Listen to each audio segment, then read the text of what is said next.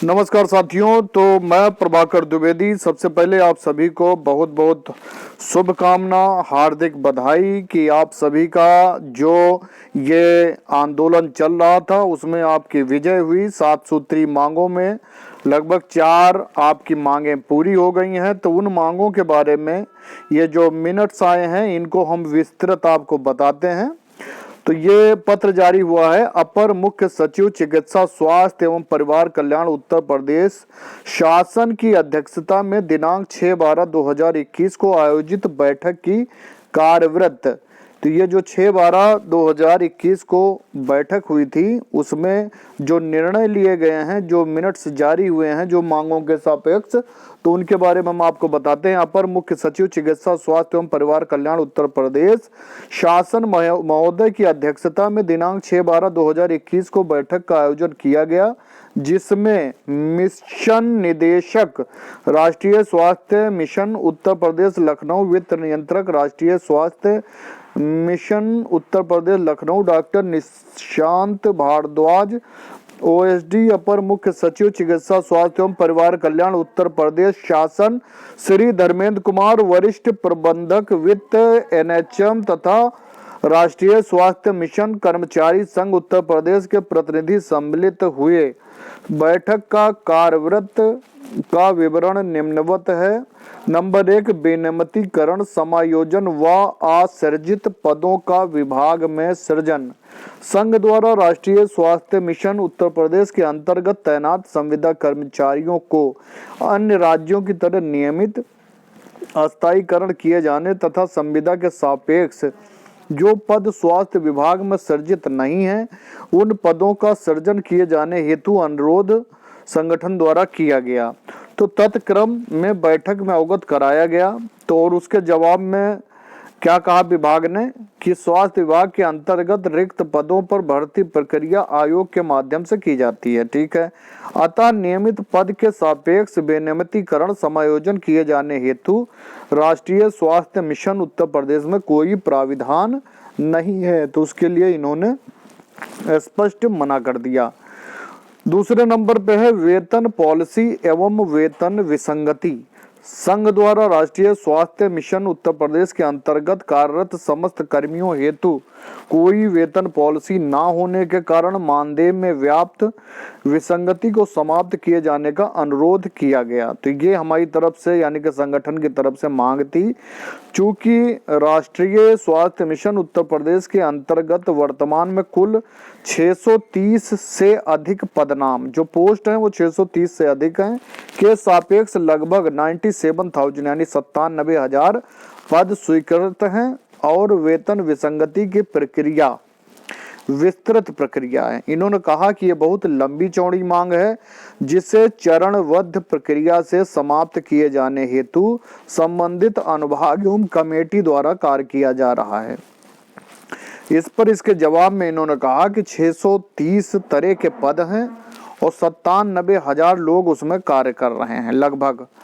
तो ये बहुत लंबी प्रक्रिया है, इसलिए कमेटी बनाकर उस पर कार्य किया जा रहा। तो बहुत अच्छी सूचना है कि इसको इन्होंने मना नहीं किया है और कहा है कि जिसे यथाशीघ्र किए जाने हेतु संबंधित रेशनलाइजेशन कमेटी को निर्देशित किया गया है। तो ये मांग आप लोगों की पूरी हो जाएगी। ये प्रक्रिया में चल रही है कौन सी, वेतन पॉलिसी एवं वेतन विसंगति। तो इसके लिए बहुत शुभकामनाएं आप सभी को। 7वां वेतन आयोग का लाभ व जॉब सिक्योरिटी। संघ द्वारा समस्त एनएचएम संविदा कर्मचारियों को 7वां वेतन आयोग के अंतर्गत महंगाई भत्ता व अन्य लाभ किए जाने हेतु अनुरोध किया गया। राष्ट्रीय स्वास्थ्य मिशन उत्तर प्रदेश के अंतर्गत संचालित होने वाले कार्यक्रम परियोजना के वित्तीय बजट का निर्धारण भारत सरकार द्वारा स्वीकृत किया जाता है।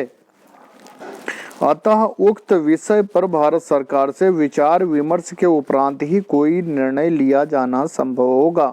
तो इसमें देखिए इन्होंने स्पष्ट मना नहीं किया गया है।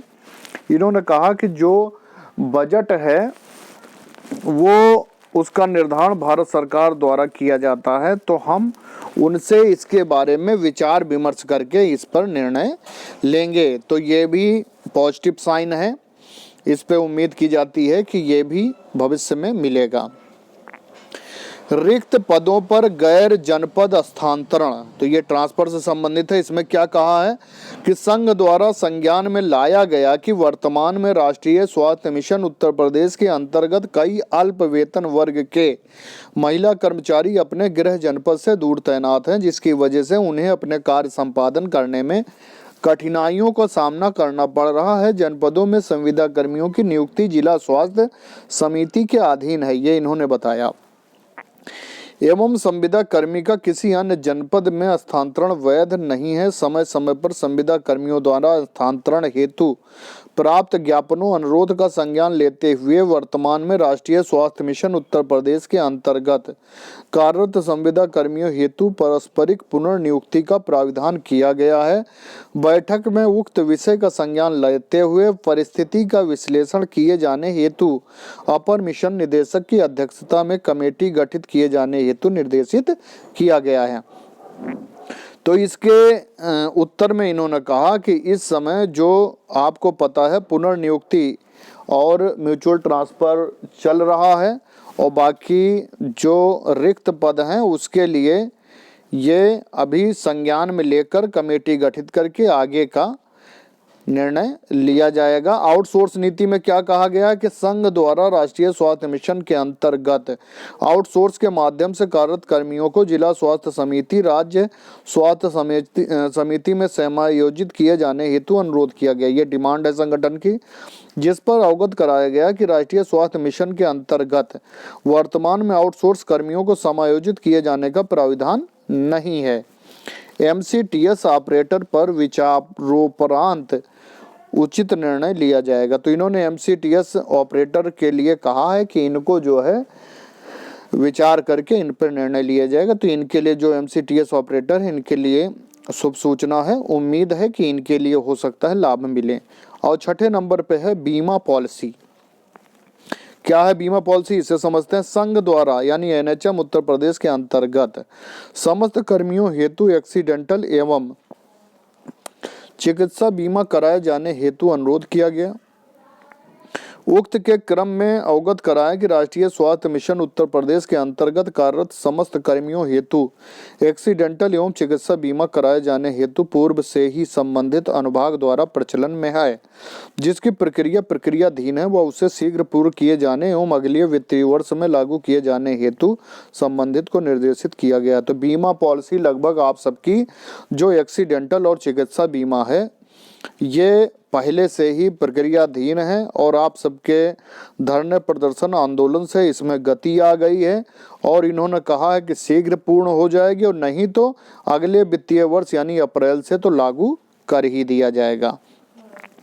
नंबर 7 पे है कि कोविड प्रोत्साहन राशि दिया जाना। जैसा कि आपको पता था कि अभी जो कोरोना काल था तो इसमें सबको अलग से बोनस दिया जाना था जो लोग कोविड में ड्यूटी करते थे, तो वो आप लोगों को नहीं मिला है। उससे संबंधित मांग की गई थी कि इनको वो मिलना चाहिए। उसके संबंध में क्या कहा गया है कि संघ द्वारा NHM उत्तर प्रदेश के अंतर्गत समस्त कर्मियों को कोविड प्रोत्साहन राशि दिए जाने का अनुरोध किया गया। उक्त के क्रम में राष्ट्रीय स्वास्थ्य मिशन उत्तर प्रदेश के अंतर्गत कार्यरत कर्मचारियों को कोविड प्रोत्साहन राशि के संबंध में सम्यक प्रस्ताव तैयार किए जाने हेतु पत्रावली चिकित्सा शिक्षा विभाग में प्रचलित है। तो वो आप लोगों का पत्र जो है ये मांग पत्र चिकित्सा शिक्षा विभाग को भेज दिया गया। और नेक्स्ट है ANM और पैरामेडिकल की जो मांग थी पीटी से संबंधित में क्या कहा गया, पीटी परीक्षा में अन्य संवर्गों को मुक्त किया जाना।